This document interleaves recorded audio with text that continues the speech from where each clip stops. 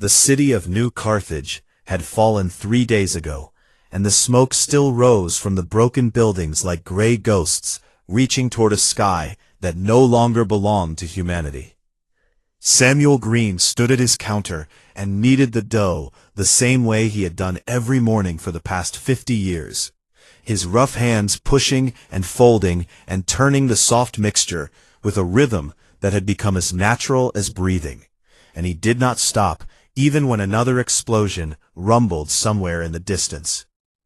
He was 73 years old, and his back ached, and his knees complained every time he climbed the stairs to his small apartment above the shop. But his hands still remembered their work, and his heart still found peace in the simple act of making bread.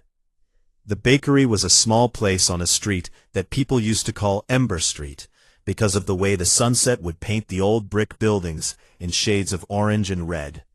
And Samuel had spent his entire life within these walls, first as a boy watching his father shape loaves before dawn, then as a young man learning the secrets of yeast and flour, and finally as an old man who had become part of the shop itself. His wife Martha had died 2 winters ago, and the grief still sat heavy in his chest, like a stone that would never fully dissolve. But he had learned to carry it the way he carried everything else, with quiet strength and steady hands. Their children had left on the evacuation ships when the Draconid Empire first appeared in the sky above the colony, and Samuel had hugged each of them and promised that he would follow soon, but he had known even then that he was lying. He could not leave this place any more than he could leave his own skin. The Draconid Empire had swept across human space like a fire through dry grass, their massive warships blocking out the stars, and their dragon warriors burning through every defense that humanity could raise against them, and world after world had fallen beneath their claws until there was almost nothing left. The news feeds had called their leader Vorthax the Unbroken, a dragon king who had never tasted defeat in 300 years of conquest, whose scales were harder than the armor of battleships, and whose flame could melt through anything that human engineers had ever created. People spoke his name in whispers, as if saying it too loudly might summon him, and soldiers who had faced his armies told stories of a creature so massive and so terrible that looking upon him could freeze the blood in your veins. Samuel had listened to all these stories, and he had nodded, and he had continued to bake his bread. He was not a brave man in the way that soldiers were brave, with their guns and their armor, and their willingness to charge into battle against impossible odds. But he had his own kind of courage, the quiet kind that came from knowing exactly who you were, and refusing to be anything else. The power had gone out yesterday, and he had switched to his old wood-fired oven, the one his grandfather had built, when this colony was nothing but a few hundred settlers trying to make a home on a strange new world. And the bread that came from that oven was actually better than anything his modern equipment could produce. He shaped the loaves with careful hands, and set them on the wooden paddle, and slid them into the heat, and the smell that filled the shop was the same smell that had filled this space for 6 generations of the Green family. Outside the window, the street was empty, and the buildings across the way had collapsed into piles of rubble, and somewhere in the distance he could hear the rumble of Draconid patrol ships passing overhead. But inside the bakery, everything was warm and golden and safe. Samuel wiped his hands on his apron and began to clean the counter, brushing away the loose flour and straightening the napkin dispenser and the small ceramic jar where Martha used to keep wildflowers from the garden they had planted together behind the shop. The garden was gone now, burned in the first wave of attacks, but the jar remained, and sometimes Samuel would look at it and remember the way his wife would hum while she arranged the flowers, always choosing the brightest colors to bring a little life into their small corner of the world. He missed her with an ache that never went away, but he had learned that grief was not something you got over. It was something you got through, one day at a time, one loaf at a time, one breath at a time. The bell above the door had not rung in 3 days because there were no customers left, Just Samuel alone with his flour and his memories, and the stubborn determination to keep doing the only thing he had ever known how to do. He checked the bread and judged that it needed a few more minutes, and then he sat down in the old chair by the window where Martha used to sit, and read her books while he worked. And he looked out at the ruined city and wondered what would happen next. The Draconid warriors had been moving through the streets, going building by building to search for survivors, and Samuel knew that eventually they would come to his door. But he felt no fear at the thought. He had lived a good life, and he had loved a good woman, and he had raised children who had grown into kind and decent people. And if this was where his story ended, then he could accept that with the same quiet dignity with which he had accepted everything else. But deep down, in a place he rarely visited, Samuel Green believed that his story was not over yet.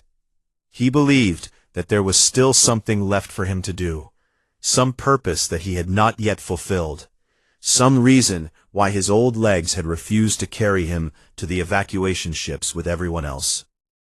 Maybe it was foolishness, or maybe it was faith, but he had learned long ago to trust his instincts, and his instincts told him to stay and to bake and to wait for whatever was coming. The bread was ready, and he pulled it from the oven and set it on the rack to cool, and the smell filled every corner of the little shop, rich and warm and full of the kind of comfort that no amount of fire or destruction could ever truly destroy. Samuel Green stood in his bakery and waited, and outside the window the shadows of dragons passed across the broken streets of a city that had once been home to 3 million souls. He did not know that in less than an hour his life would change forever. He did not know that the most powerful being in the galaxy would duck through his small doorway, seeking something that all his conquests had never been able to provide. He did not know that a single act of simple kindness would ripple outward through space and time and touch the lives of billions who would never even learn his name. All he knew was that the bread was ready and the shop was warm, and whatever came through that door next, he would face it the same way he had faced everything else in his long and ordinary life, with steady hands and an open heart and the quiet strength of a man who had nothing left to fear. The bell above the door remained silent, and Samuel waited, and the bread cooled on its rack, and the universe held its breath before everything changed. The Dragon King Vorthax had conquered 11 species and burned his way across 100 star systems, and broken the backs of empires that had ruled the galaxy for longer than his own kind had possessed the gift of fire. And yet, he found himself standing in the middle of a ruined human street, unable to explain why his feet had brought him here. He had come to New Carthage to witness his greatest victory, the fall of humanity's most beloved colony world, the planet that the humans called their second jewel and defended with a ferocity that had impressed even him. And he had expected to feel the familiar surge of triumph that always came with conquest. Instead, he felt nothing but a strange emptiness that had been growing inside him for years, a hollow space where something important used to be, and no amount of fire or blood or glory seemed capable of filling it. His personal guard walked behind him, 12 warriors in ceremonial armor, whose loyalty had been proven 1,000 times over, and they watched their king with concern, because they had never seen him like this before, wandering through empty streets with no clear purpose or destination. Vorthax was massive even by the standards of his own people, standing nearly 20 feet tall when he rose to his full height, with scales the color of volcanic glass and eyes that glowed like molten gold. And when he walked, the ground trembled beneath his weight, and lesser creatures fled before him, as prey flees before a predator. But today he walked slowly, almost gently, and his great head turned from side to side as if searching for something that he could not name. The smell came to him on the wind, faint at first, but growing stronger with each step. And it was so unexpected and so out of place in this city of ash and ruin that he stopped in his tracks and simply breathed it in. It was bread, fresh bread, baking somewhere nearby, and the smell triggered memories that Vorthax had, buried so deeply that he had forgotten they existed. He remembered being small, small enough to curl up in his mother's arms, and he remembered the warmth of her scales, and the rumble of her voice, and the sweet grain cakes she would make for him when the storms came and he was afraid of the thunder. His mother had been dead for 200 years, killed by a rival clan in the wars that had shaped him into the creature he had become, and he had not thought of her in so long that the memory felt like a wound reopening after centuries of healing. Without speaking to his guards, he turned and followed the smell through the broken streets, past collapsed buildings and burning vehicles and the scattered remnants of human lives that had been swept away by his armies. And with each step, the smell grew stronger, and the memories grew sharper. He found the source in a small building on a street where the destruction had been less complete, a little shop with a hand-painted sign that he could not read, and a door that was far too small for someone of his size. And through the window, he could see a single human figure moving inside. The human was old, ancient by their short-lived standards, with white hair and a bent back, and hands that moved with the steady rhythm of someone performing a task they had done 10,000 times before. Vorthax watched through the window for a long moment, and something stirred in his chest that he did not recognize. And then, before he could think too carefully about what he was doing, he reached out and pushed open the door.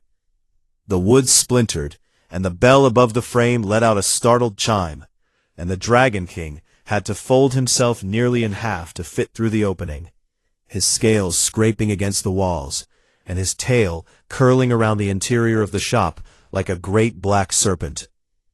His guards tried to follow, but he held up one massive claw, and they stopped at the threshold. Glances, but knowing better than to disobey. Inside the shop, everything was small and warm, and full of smells that made the Dragon King feel things he had not felt in centuries. And the old human behind the counter looked up at him with an expression that Vorthax could not immediately identify. It was not fear, which confused him because every creature in the galaxy feared him, and it was not hatred, which would have made sense given what his armies had done to this world, and it was not the blank resignation of someone who had given up hope. The old human was smiling at him, a small tired smile that reached all the way to his eyes, and when he spoke his voice was calm and steady, and completely without trembling. "Kitchen is closed for the day," the human said, "but I just pulled some rolls from the oven, and they need to be eaten while they are still warm. So would you like one?" Vorthax stood frozen in the middle of the tiny shop, surrounded by cooling bread, and faded photographs, and the accumulated evidence of a life lived in one place for a very long time. And for the first time in 300 years, he had absolutely no idea what to say. He had prepared for defiance, and he had prepared for begging, and he had prepared for the silent terror that most species showed when they stood before him. But he had not prepared for this impossible old creature, who looked at the most powerful being in the galaxy, and saw nothing but a potential customer. "You do not fear me," Vorthax finally said, and his voice came out quieter than he intended, almost uncertain. The old human laughed, a warm sound that filled the small space and pushed back against the shadows that Vorthax carried with him everywhere he went. "Son, I am 73 years old, and I have survived 2 heart attacks, and a collapsed lung, and the death of my wife and my daughter's teenage years," the human said, as he placed a warm roll on a small plate. "With wings is not going to be what finally does me in." Something cracked inside the Dragon King. Something that had been frozen solid for longer than this human's entire species had existed. And he felt the first stirring of an emotion that he had thought was lost to him forever. He felt curious.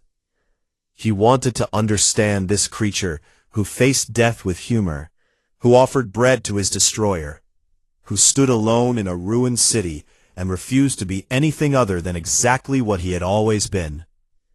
Vorthax the Unbroken, conqueror of worlds and terror of the stars, lowered himself carefully to the floor of the small bakery and accepted the plate that the old human offered him. And for the first time in centuries, he sat down with someone who did not want anything from him, except perhaps a moment of company on a long and difficult day.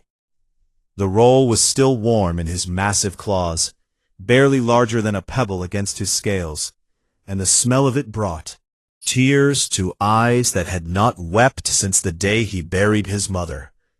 "My name is Samuel," the old human said as he pulled up a chair and sat across from the dragon who had destroyed his world.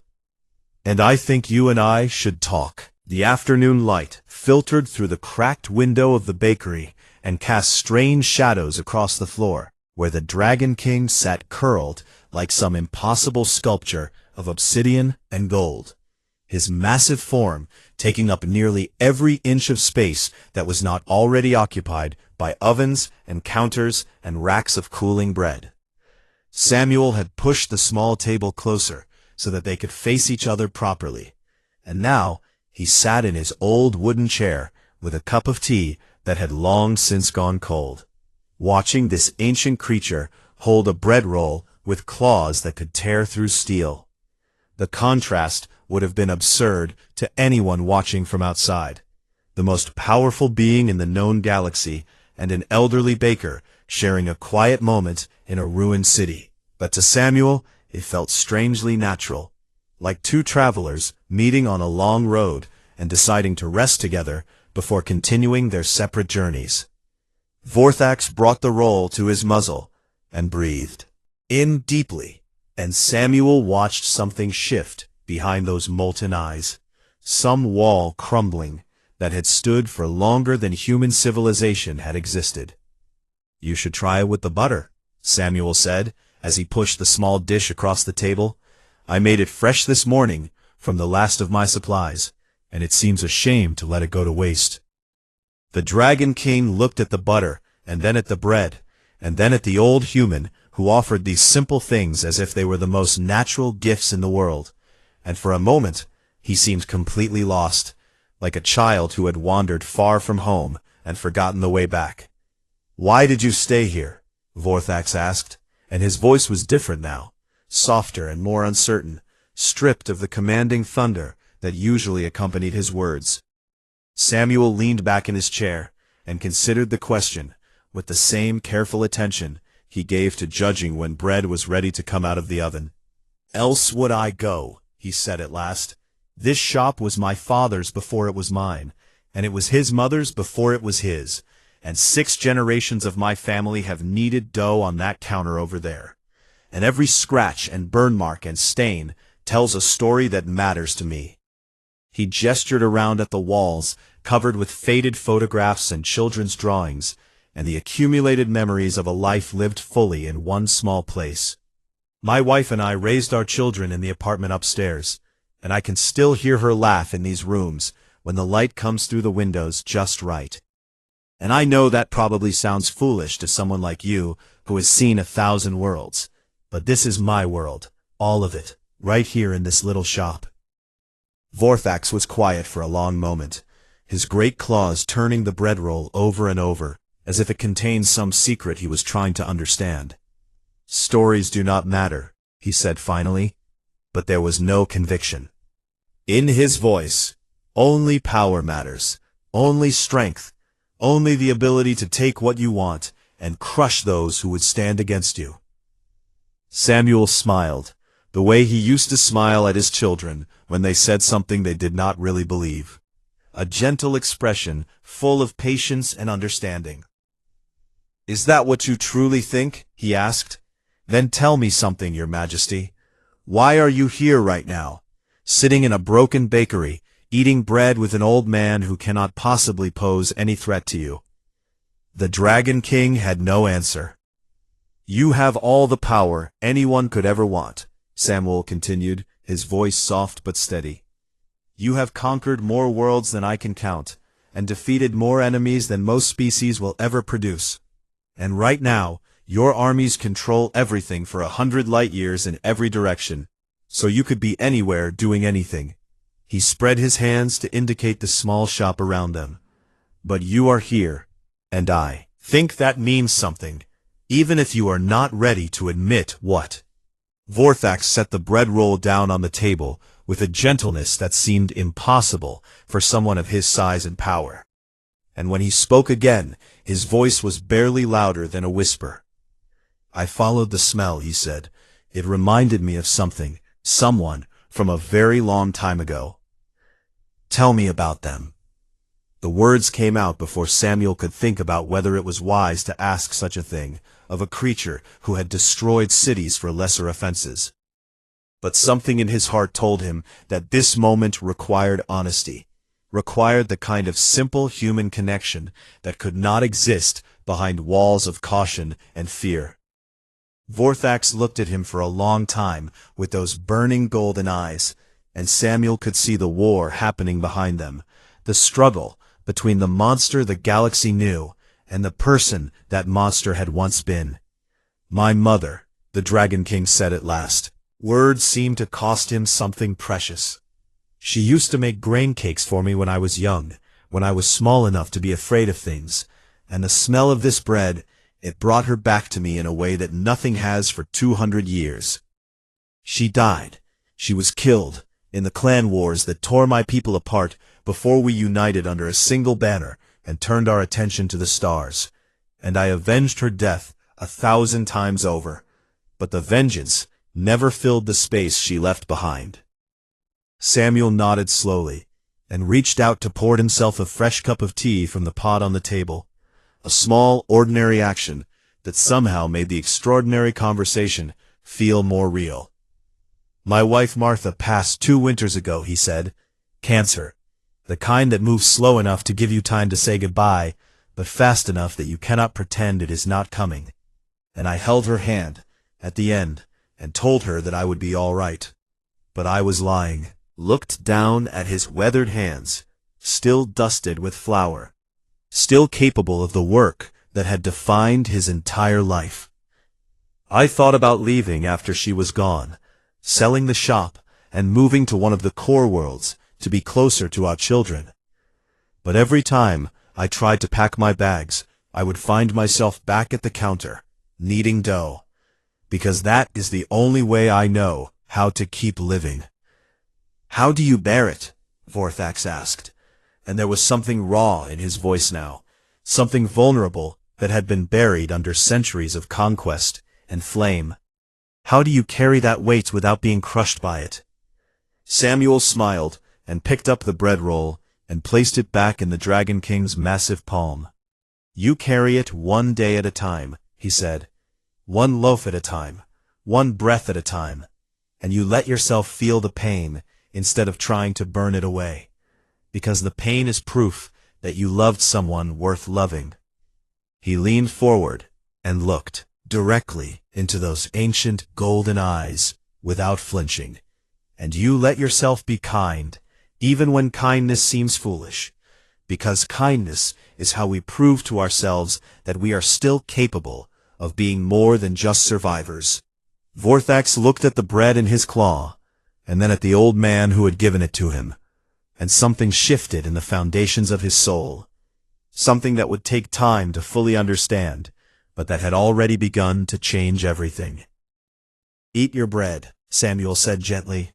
It is getting cold. The hours passed like water flowing over stones, smooth and quiet and strangely peaceful, and Samuel found himself talking more than he had talked since Martha's funeral, sharing stories and memories and pieces of his life that he had thought were only meant for him. He told Vorthax about meeting Martha at a harvest festival, when they were both young and stupid, and convinced that the universe owed them something special, and about the way she had laughed at his first attempt to bake her a cake, which had come out looking more like a brick than a dessert. He talked about their wedding day, and the nervous way his hands had shaken when he tried to put the ring on her finger, and about the night their first child was born, and he had paced the hospital corridor until a nurse finally told him to sit down before he wore a hole in the floor. He described the small rebellions of raising teenagers, the arguments about curfews and homework, and whether it was acceptable to paint your bedroom black, and the way those same teenagers had grown into adults who called him every week just to check in. And somewhere in the telling, Vorthax began to share his own stories, hesitant at first, like someone speaking a language they had almost forgotten, but growing more confident as the words found their way out of the deep places where he had locked them away. He spoke of his mate, a female named Corveth, whose scales had been the color of starlight, and whose voice had been like music, even when she was angry, and of the way she had died protecting their eggs from assassins sent by a rival clan leader.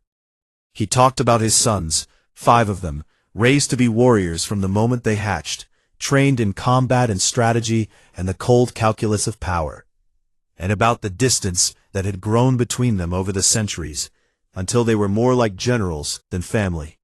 He confessed that he no longer remembered the last time any of them had spoken to him about anything other than conquest, that he had built an empire and lost everything that had ever made him feel like a person rather than a weapon. Samuel listened without judgment, offering nods and small sounds of understanding. And when Vorthax finally fell silent, the old baker stood and stretched his back and walked to the window, where the stars were beginning to appear through the smoke that still rose from the burning districts. "It is getting late," he said. "You probably have worlds to conquer, or empires to manage, or whatever it is that someone like you does with his evenings." Vorthax rose from the floor, his great body unfolding like some impossible origami creation, and his head nearly touched the ceiling of the small shop as he stood there looking down at this human who had given him something more precious than any treasure he had ever claimed. "Samuel Green," the Dragon King said, and his voice had changed again, carrying a weight and a warmth that had not been there before. "You have given me a gift today, a gift that I did not know I needed, and that I do not know how to repay." He spread his claws in a gesture that might have been pleading if it had come from anyone else. "Name your price, anything within my power to give, any treasure or territory or favor that you desire, and I will grant it without hesitation." Samuel turned from the window and looked at the massive creature who had burned his city and killed his neighbors and driven his children to flee across the stars, and he felt no anger and no desire for revenge, only a strange and unexpected compassion for someone who had clearly been suffering for far longer than anyone had ever noticed. "I do not want treasure," he said, "and I have no use for territory, and the only favor I have ever asked for is already gone beyond anyone's power to grant." He walked to the counter and reached for a paper napkin from the dispenser that had sat in the same spot for as long as he could remember, and he pulled a pen from his apron pocket and smoothed the napkin flat against the worn wooden surface. "But I can give you something in return," he said as he began to write. "Something my Martha used to say when I was feeling lost, or uncertain, or afraid that I was not strong enough for whatever challenge life had decided to throw at me." His handwriting was cramped and careful, the letters formed with the same patient attention he gave to shaping bread, and when he was finished, he read the words once to make sure they said what he wanted them to say.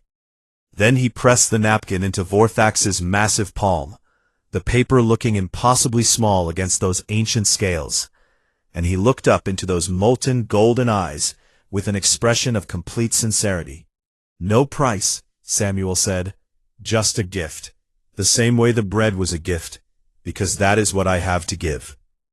Vorthax looked down at the napkin and read the words that were written there in the cramped, careful hand of an old man who had spent his entire life making small things with great love. "The strongest hands are the ones that choose to be gentle," the napkin read. Real power is not taking, it is giving when you have nothing left to give. The Dragon King stared at those words for a long time, his great chest rising and falling with breaths that seemed to carry the weight of centuries. And when he finally looked up, there were tears tracking down his obsidian scales, tears that hissed and steamed when they dripped onto the floor. "I have conquered worlds," Vorthax said, his voice thick with emotions he could not name. "I have shattered fleets and broken the backs of empires, and made my name a terror that will echo through history for millennia." He closed his claw carefully around the napkin, holding it as gently as he would have held an egg. "But I have never in 300 years received anything that cost someone so little and meant so much." Samuel smiled and reached up to pat the Dragon King's arm, a gesture that should have been absurd given the difference in their sizes, but that somehow felt exactly right. "Then maybe it is time to start building something instead of just burning things down," he said. "There is no rule that says we have to keep being the person we were yesterday. Not for humans, and not for dragons, and not for anyone." Vorthax looked at the napkin one more time, and then tucked it carefully into a pouch at his belt, next to his heart, in a place where he kept nothing else, because nothing else had ever mattered enough. "Thank you," he said, and the words sounded strange coming from his mouth, rusty with disuse, but sincere in a way that surprised them both. "Thank you, Samuel Green." He turned toward the door, and his guards, who had been waiting outside all this time, straightened to attention, their eyes wide with confusion at the change they could see in their king, but could not begin to understand. Vorthax paused at the threshold and looked back at the old baker one last time. "I will not forget this day," he said. "I will not forget what you have taught me." And then he was gone, ducking through the doorway and disappearing into the night, leaving Samuel alone in his shop with cooling bread and memories and the strange certainty that something important had just happened. The old man sat down in Martha's chair and looked out at the stars and smiled. "Well, my love," he said to the empty room, "I think your words found somewhere they needed to be." The galaxy held its breath and waited for New Carthage to burn. Military analysts across human space had already calculated the most likely outcomes, and none of them were good. And the refugees who had fled the colony had already begun the painful process of mourning homes they never expected to see again. Admirals made contingency plans, and politicians made speeches, and ordinary people looked up at the stars and wondered how much longer humanity would survive against an enemy that seemed impossible to stop. But the burning never came. 3 days after the Dragon King walked out of a small bakery on Ember Street, his entire fleet departed from orbit above New Carthage, their massive warships turning away from the conquered world and accelerating toward the edge of human space without firing another shot.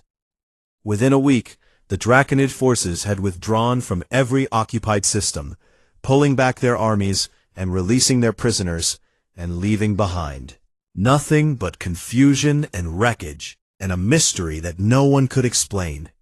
The war was not over, not completely, because 300 years of conquest could not be undone in a single moment. But for the first time in a generation there was hope, real hope, the kind that made people dare to imagine a future that was not written in fire and blood. Diplomats from both sides began meeting on neutral stations to discuss terms that would have been unthinkable just months before, and the negotiations were difficult and contentious, full of old wounds and fresh anger. But they were happening, and that alone was a miracle. Scholars and historians would spend decades trying to understand what had caused the shift, what had transformed Vorthax the Unbroken from a relentless conqueror into something that almost resembled a peacemaker. Some pointed to internal political pressures within the Draconid Empire, factions that had grown tired of endless war and pushed for a change. in strategy. Others suggested that humanity had developed some secret weapon, some classified technology that had threatened the Dragon King enough to make him reconsider his ambitions. A few whispered about prophecies and omens, and the mysterious ways of fate. Only one person knew the truth, and he was too busy baking bread to correct the record. Samuel Green continued his work in the little shop on Ember Street as New Carthage slowly rebuilt around him, his hands shaping loaves with the same steady rhythm they had always known, his heart finding peace in the simple act of creation that had defined his entire life. The city came back to life, one building at a time, families returning to reclaim their homes, and businesses reopening their doors, and children playing in streets that had so recently echoed with the sounds of destruction. Samuel's shop became a gathering place for neighbors who had survived the occupation, a warm refuge where people could share stories and comfort each other and remember what it felt like to be part of a community. He never told anyone about his conversation with the Dragon King, not because he was ashamed of it, but because it did not feel like his story to tell. What had passed between them in those quiet hours had been something private and precious, a moment of connection that belonged to the two of them and no one else. The years passed the way years always pass, too slowly when you are waiting for something, and too quickly when you are trying to hold on to what you have. Samuel trained his granddaughter Lucy to carry on the family tradition, teaching her the secrets of yeast and flour and fire that had been passed down through 6 generations of the Green family.